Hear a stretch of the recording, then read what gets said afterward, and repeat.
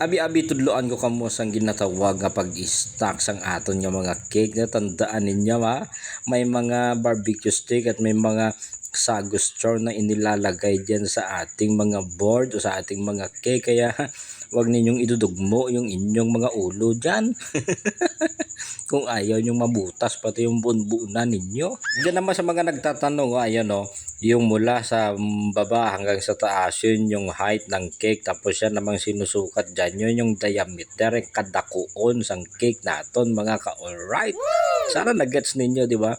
Yung sizes ng cake pagka sinabi ng isang baker.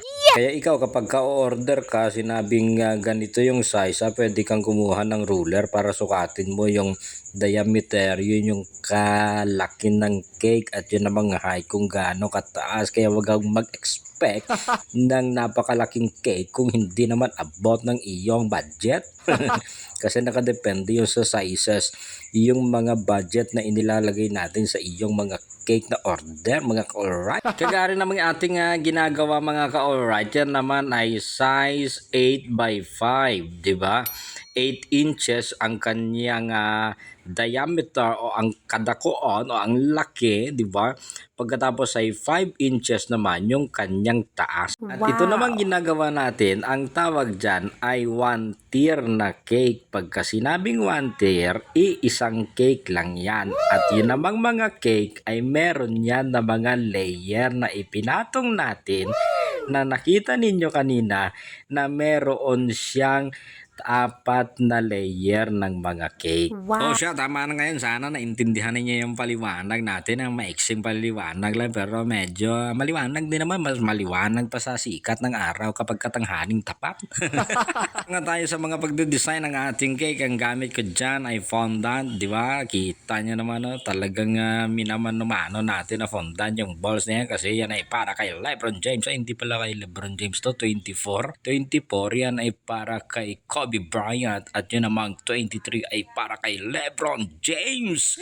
3 points! Yes! Woohoo! Lakers ang kanyang design at happy belated birthday, Bam Bam. Thank you madam sa pag-order dito sa Odi Cakes. 101%.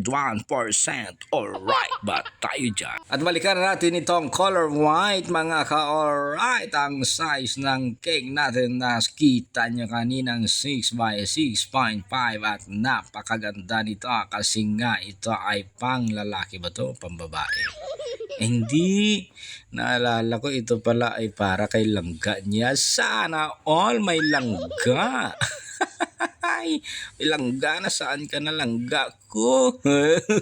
At merong ipinasa yan sa atin si madam na pinaka-sample design, kaya nga lang ito ay rush order na. At sabi ko kay madam ay kung ano lang ang available ay yan lang ilalagay ko kung pwede ba?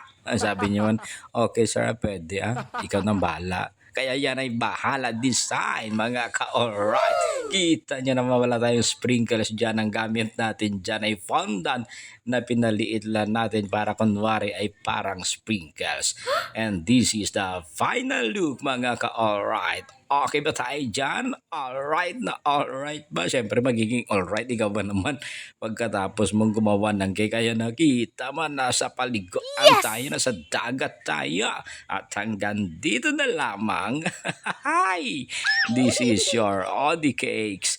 Alright na alright ba tayo dyan?